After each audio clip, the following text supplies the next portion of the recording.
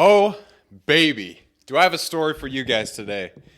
I have a lot to say, actually. And before we get into that, I've been thinking a lot about where I want to take the direction of the podcast in terms of the topics I cover and the kind of guests I have on. I just want it to be more relevant to the listener. Like, I want it to be actually impactful for the people who are listening to this. And I want to make sure that I give you guys actionable things that you can take and implement into your lives to make it a little bit simpler and help you get after your goals a little, not a little, a lot more sustainable, a lot more accountable, and get you there faster. So, point of all that is if you have ideas, if you have topics you'd like me to cover, to give my own insight on or my own thoughts about, I'd be happy to talk about it. And in fact, I would love to hear what you guys say and what you'd like to hear. So let me know. Let me know in the comments or wherever you guys just let me know. But I'm excited. And for today's episode, I want to talk about yesterday. I had a very long training run I was supposed to be doing. In fact, came down to Arizona so I could be with my wife over the weekend. So we weren't doing distance. It sucks. And secondly, I wanted to run with my brother Drew because we're both training for an ultra marathon that's coming up in 2 weeks. And this was our last big effort run, our last long run before we begin tapering and getting ready for this actual race. And so our plan was simple. You know, we were going to go to the desert. We were going to run a full marathon in the desert. We were going to bring, a cooler and go back to the car. Periodically, we split it up so it was a 12-mile loop, and we were just going to do that twice and then run a mile and a half and back to make it the full marathon. And I was pumped. Everything was looking great. Thursday, my brother and I, we talked about it. We were excited. We talked about what we needed. And then Friday rolls around, and the weather forecast was not promising. It said lots of rain. And that's the problem with Arizona is it doesn't rain. But when it does, it storms and it floods, and it's wild. Like, monsoon season in Arizona can turn streets into rivers. I've seen it many times. It's pretty cool, actually. There's this quote I keep coming back to. Everyone has a plan until they get punched in the face. Thank you, Mike Tyson. That's what happened to us. We kind of got punched in the face. Our plan was simple. We were going to wake up. I was going to go pick up Drew. We were going to get to the trail and get it going. But the plan went this way. I woke up at 3:45 a.m. It was cold. And got up, got ready. I was feeling good. And then I got in the car and started driving. And it was raining. But then when I started getting closer and closer to Drew, the raindrops started getting bigger and they started coming down faster. Like, there was a ton of rain. And the roads were already starting to flood. Like, I ran into those massive puddles, the big puddles that you go on the side of your car, and it's just like, it goes all the way up, right? I went through a couple of those. And as I was going to Drew's house, like, I could see water on the road. Like, it was just coming down hard. The sky opened up at this point, and it was just pouring down on us. And so that's what I'm saying. Like, sometimes that punch in the face isn't necessarily a real punch. Like, sometimes it's a thunderstorm, or it could be a thunderstorm at 4 a.m. when you're looking at trying to run a marathon in the desert. That's kind of where today's story begins. So when I got to Drew, we talked about it, and I was like, I don't know if it makes sense for us to go out to the desert because where we were going to run, there were washes everywhere, and there were riverbeds. And so we knew, being from Arizona, those were going to be filled, and there were probably going to be rushing rivers, like rushing waters, especially while the storm's going on. Like, it probably wouldn't be that smart. Like, all right, I thought, well, we could probably run, but I guarantee we'll probably make it like 5 to 6 miles and then decide, hey, this is too muddy. There's too much water. Let's go back. And after that, would we go and try and finish it elsewhere? I don't know. And that the problem was kind of everywhere. Like, there was water on almost every path and trail. It really felt like some biblical storms, like flash flood warnings. And when I got to Drew, he sent me this alert, like he showed me this alert that he had on his phone from the weather app, and it said significant threat to life or property. And so we're like, okay, we probably, yeah, that's kind of the icing on the cake. Let's not go out and run in the desert. And yeah, here we were, just two idiots with electrolytes and water packs, thinking that we'll outrun Mother Nature. It's not how it works. And I want to pause for a second. Like, this is the decision point, the fork in the road, if you will. Like, do we bag the race? Do we do 5 miles in the sand and mud, call it cross training, and then go get some Egg McMuffins? It sounds nice. Or do we keep the plan and shift to the battlefield? So we chose the plan. We decided, hey, 26.2 miles. That's what we decided on. And we're going to get it done. And the only place that we could go was the gym. So we decided to run a marathon on a treadmill. Yes. Like, who does that? Honestly, just two psychopaths, I would say. Because, I don't know, after 10 miles on a treadmill, I will start to lose it. Like, if that's what I'm doing, for some reason didn't go run outside, like, that is a lot. That takes a lot. And it's boring. Like, you're in the same spot. You're looking at the same thing. And luckily, like, if I didn't have Drew, I don't know if I would have been able to finish that, because doing that alone would have been painstakingly slow. And so that's what we did. Like, we went to the gym. We started in the EOS theater. If you guys know what that is, it's like a theater room with cardio equipment in there. Kind of smells like burnt rubber and sweat if you're in there long enough. They were playing Night of the Museum, which, like, great movie. But it was pretty hot in there. It was stale. Like, Drew and I couldn't breathe. So we're like, okay, screw this. Let's just go into the main area. And we found these treadmills right next to each other. And basically stayed there for 3 hours and 45 minutes. It took a while. But there's a few things I want to discuss here. Like, there were no more excuses. It was time to get it done. And I had to make that shift initially to be like, hey, listen, this is gonna suck, but the plan is there. Like, I gotta stick to the plan if I want to be ready for the race that's coming up in 2 weeks. And that takes discipline. That takes effort. That takes focus. Even though it wasn't what I expected, even though it wasn't the run that I wanted to, like, it was still great in many ways. Like, Drew and I, we talked mostly for the whole run, honestly. I think until like mile 22, I think we put our headphones on around that time, because we're like, hey, we both got to lock in, get this crap done. So, I mean, it was great. Like, talking to him the whole time. We talked about, our goals and our plans for running in the future and how we felt about the race that was coming up. I was sharing peach rings with him and gushers, and he was giving me some goos and all that fun stuff. So it was fun. Like, it was a nice time just to be with him. And that's what's interesting about that experience, is it's like, I was suffering. There's no other way around it. Like, I was in pain on that treadmill. And how cool is it that I get to suffer with someone who I look up to as much as Drew? Like, he's made some crazy changes in his life, and he's become a man who doesn't fear adversity. He doesn't run from it. He's there to get things done. And that showed yesterday, because it takes an insane amount of mental fortitude to endure something like that. I know it sounds weird, but it's hard. Like, running a marathon on a treadmill was difficult. Like, around mile 15, things kind of slowed down a bit. Like, Drew and I knew we were both feeling some fatigue. Our focus started to slip. The gummy worms weren't doing what they were supposed to be doing. And then mile 18 came up. And I don't know what it is about mile 18 with a marathon, but that's when you got, not too much left. You literally have 8 miles after that to finish.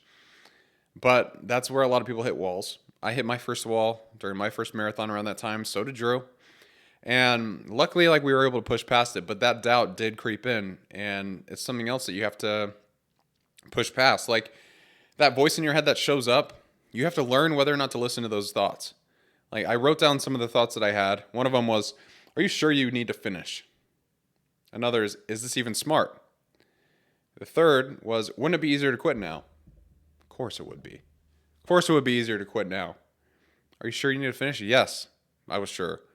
And is it smart? I don't know.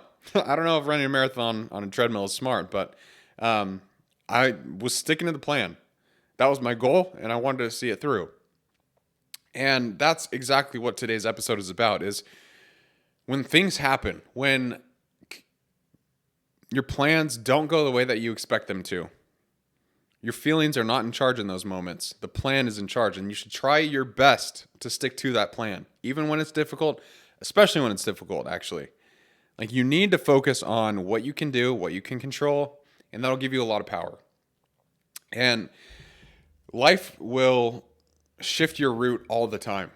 Like, things will come up in your work, in your family, in your relationships, in your personal pursuits, in a podcast, in creative endeavors. Life will throw curveballs your way.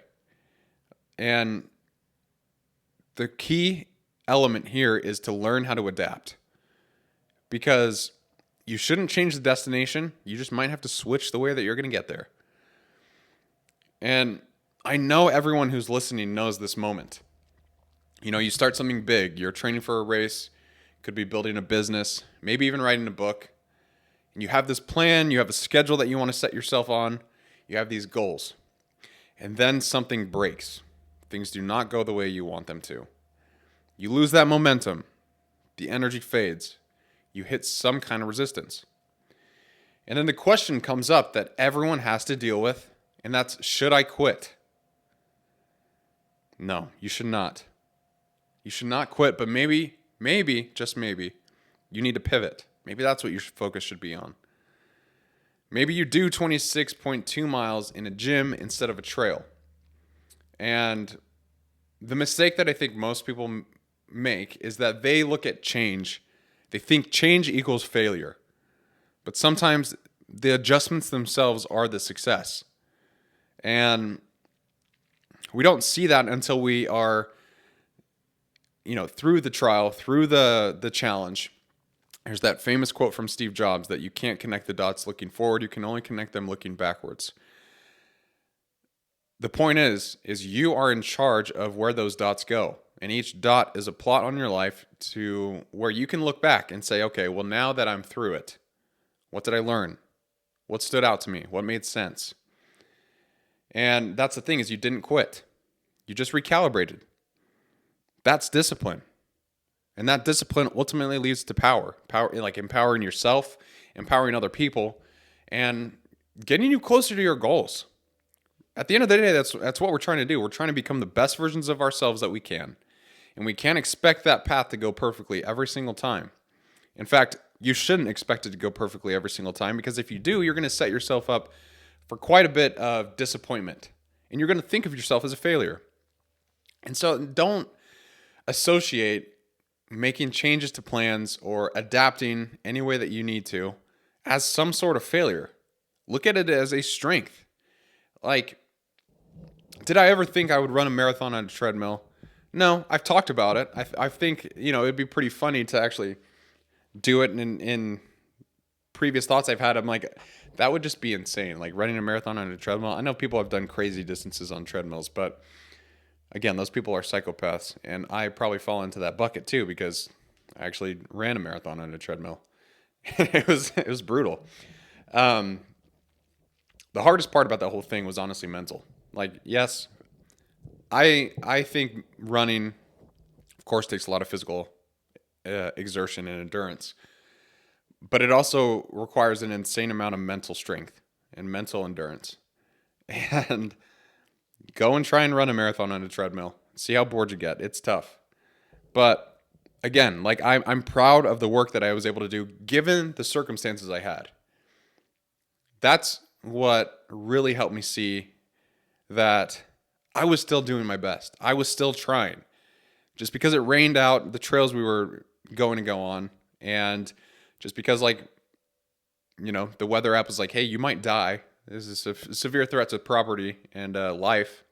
Like, whatever. given those circumstances, I still got the distance in. And I'm not trying to brag here. I'm just trying to get a point across that change is not failure. Quitting is. Quitting is failure. But if you decide to change your route to get there, that's not failure. That's power, that's strength, and that's discipline. There's a couple things that have always helped me. Like when I set out for a goal, I try and think of, 4 things, at least running specific goals, but you can apply this to whatever thing you might be going through right now. So the first one is decide in advance what matters. You cannot decide in the moment. In the moment, you will choose comfort almost always because it's easier to choose that. Like it's a much harder flip in your brain to be like, no, we're not doing that. It's easy to give into comfort. And make your rules so clear that your brain understands them perfectly. So decide in advance what matters most to you. Is it completing the distance? Is it your speed? Is it if you're writing a book, like making sure all the character development is going right? Whatever the scenario is, ask yourself what's important and prioritize that the most. Number 2 is know what your non-negotiables are. Ours was very simple. It was 26.2 miles. Rain, it did not matter. We got bored, doesn't matter. We were tired, and that doesn't matter. The goal was 26.2, and we were not going to stop until we finished that, even if it took us all day long. Like, even if we had to go back and do, a few sessions each, like 5 sessions of 5-mile runs. Like, if that's what we needed to do to get it in, we were going to get it in, because the goal for us is to run Canyonlands Ultramarathon in 2 weeks. Allie's also part of that, but Allie actually got out on the trails and crushed it last week, so she's a beast. But understand what your non-negotiables are and try to make it simple. Like for us, it was that 26.2, but for you, it could be 1,000 words a day if you're writing a book. Or if it's a business, do 10 outreaches a day. It doesn't matter. Like figure out what is non-negotiable for you and stick to that. 3 is detach from perfection. Like going back to the run, was it scenic? No, not at all. It was very boring. And was it glamorous? Not even close. There was no one cheering. There was nothing like that. But it was done. And that's what's important. And I think a lot of the times we, myself included, get so focused on trying to have things perfect that we lose sight of actually what's important to us. Perfection, in many cases and in many ways, is a deterrent to success. Because and I'm so guilty of this, but you try, like I will go out and I'm like, I have to do this exactly the way or it's a failure. And I think perfection also, like, at least with my running, I think of pace. Like I want to have a good pace and all that has to, like, sometimes my ego plays into that and is like, okay, well, you're not even keeping a good pace. Like you should just quit the run anyway. And that's not true. Like, if your speed's slower than you wanted it to be, it doesn't matter. Like it's done. Like that's what was most important at the end of yesterday is Drew and I both got that run done. It was not a perfect run, but it's what we could do at the time. And lastly, I would say fuel yourself properly. And of course, that's like a running analogy. Like make sure that you're getting carbs and all that stuff. But fueling yourself also means like find encouragement, find purpose. Because that plays into the fuel of you pursuing your goals and trying to get after it each and every day. Drew helped me keep going in those moments, and I believe I helped him as well. And it's because we were talking to each other, we were having great conversations, we were making the most of the situation that we were in, even though both of us hated it and it sucked. But whatever. So I went ahead and I tried finding some psychological concepts. Like I said in the beginning of this podcast, I want to make it more relevant. I want some actionable takeaways to have for you guys each and every episode. And here's a couple that I thought were very interesting, and I want to make a note of them. So the first is cognitive dissonance. What that means is when you say you're disciplined, but you skip hard things, you feel that kind of tension. You feel like a fraud in some senses. But following through, even in chaos, actually, especially in chaos, that keeps your self-respect intact. It's staying true to your word. Like, do not lie to yourself. That is such a hole that you will dig yourself into. You got to follow through in your word. That will build so much confidence in yourself. Like, take it from me, someone who didn't have much confidence before I started running and started understanding that I actually was capable of some of these things. And from a podcast, like when I first started, I was scared. I didn't know what to say. I didn't know how people would respond or react. And I just kept pushing forward. And I'm able to say, like, yeah, I'm a podcaster. I actually am. Because I post regularly. I have an audience. And that only comes from doing the work. And I couldn't say I was a podcaster if I didn't have the evidence to prove it. And so with you, same kind of thing applies to your goals. If you're writing a book, you got to become an author by actually becoming an author, like doing the work. You can't say you're an author and keep pushing the project off. Do it now, do it today, and have urgency. Second thing I want to bring up is goal setting theory. So have clear, difficult goals. That leads to better performance.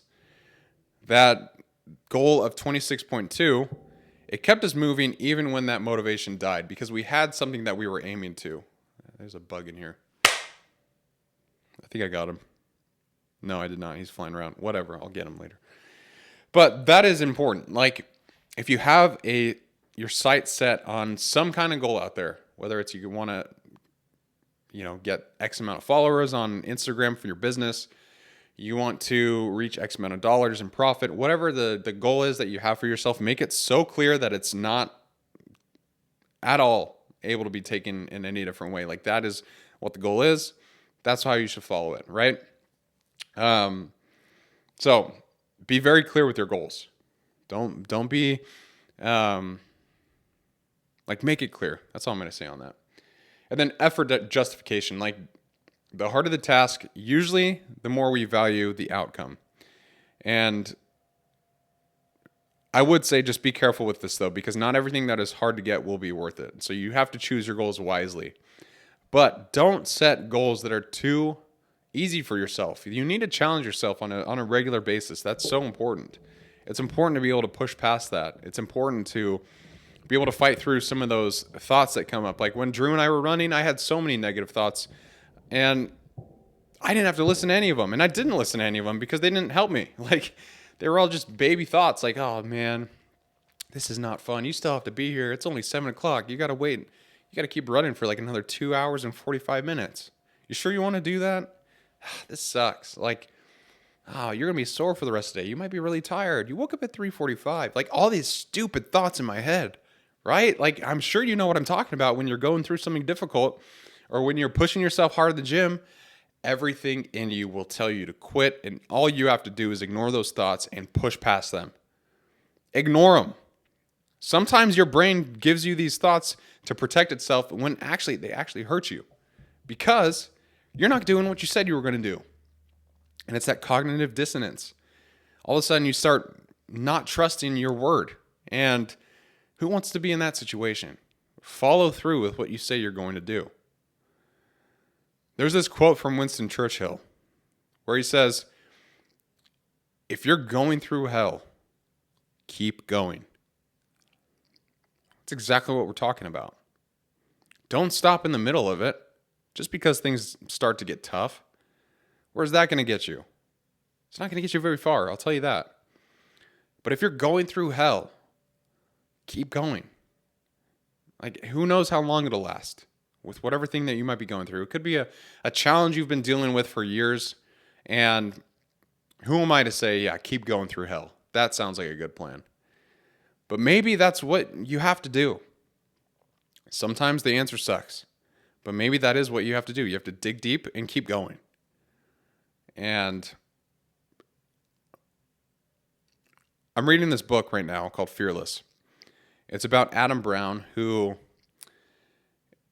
he's a Navy SEAL. He was on SEAL Team 6. He was a Navy SEAL. And he had a very crazy past. Like, he was addicted to drugs and his life fell apart.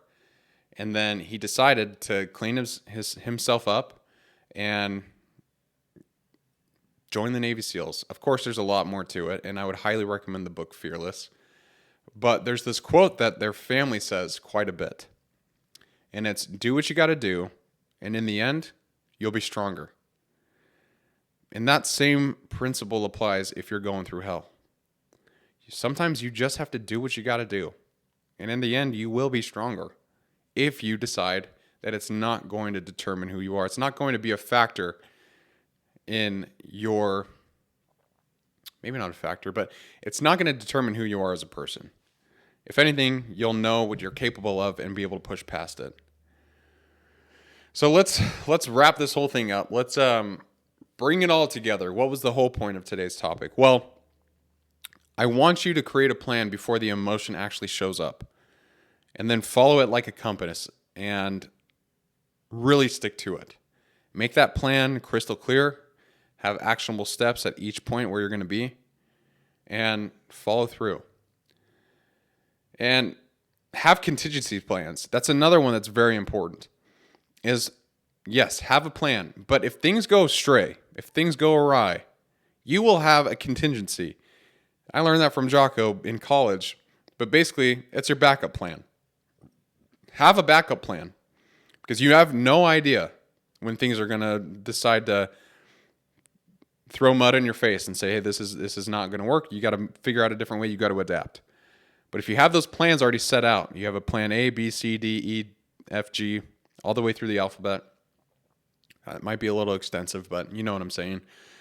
You will be more able to follow through on your goals. You will be able to see more progress. You'll be able to see more success. And that's because you are making that progress. You're adapting along the way. And when things do not go as expected, you're still pushing. And you're still getting stronger because of it. That's very important. Be accountable to yourself and use others if you need to. Like Drew was a great accountability partner for me yesterday, because if I didn't have him, I don't know if I would have been able to finish that on a treadmill. It was unbelievably difficult. But share your goal publicly somehow. And don't go at it alone. Other people want to help. Reach out to them, ask them for feedback, ask them for assistance, but use them. They are resources that you can utilize.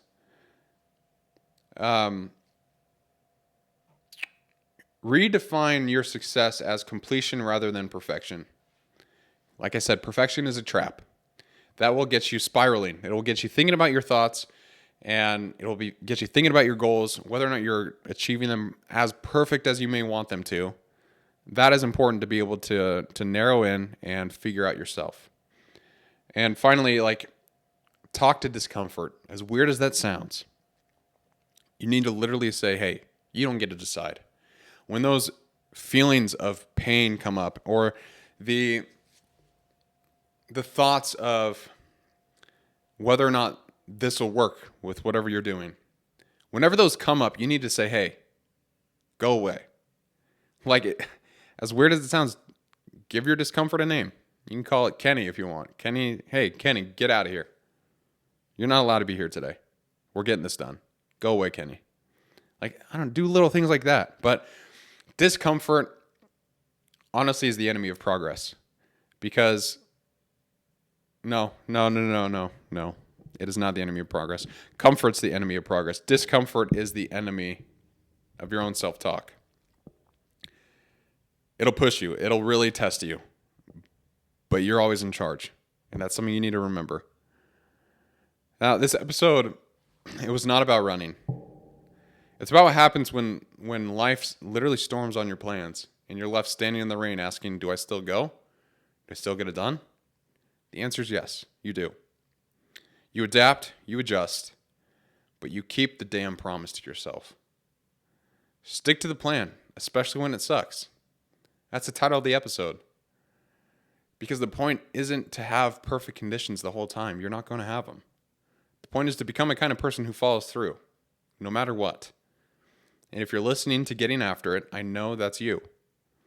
You're someone who follows the plan, who sticks to it, who when challenges arise, you figure out what you need to do to make them better.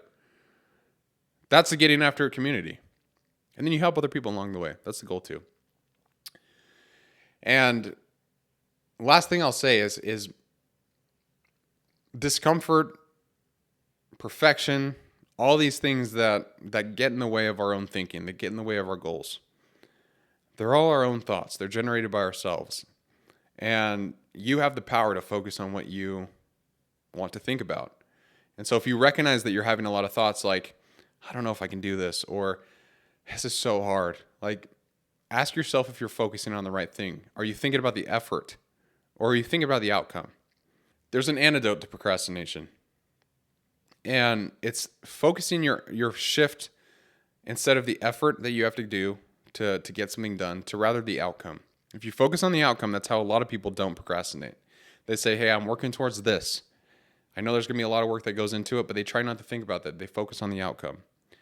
So that's what I want you to do, is think about the outcomes. What's most important to you? And follow through with that. I appreciate you guys for listening. It means a lot. And I hope some of these things help you, because like I said, this is just kind of a live journal of things that I wish I would have learned when I was younger, that have helped me in my life today. But I appreciate you guys for listening. If you learned something, please share it with a friend. Give us a rating on Apple Podcasts or Spotify. That always helps. And until I see you next time, as always, keep getting after it, my friends. Thank you.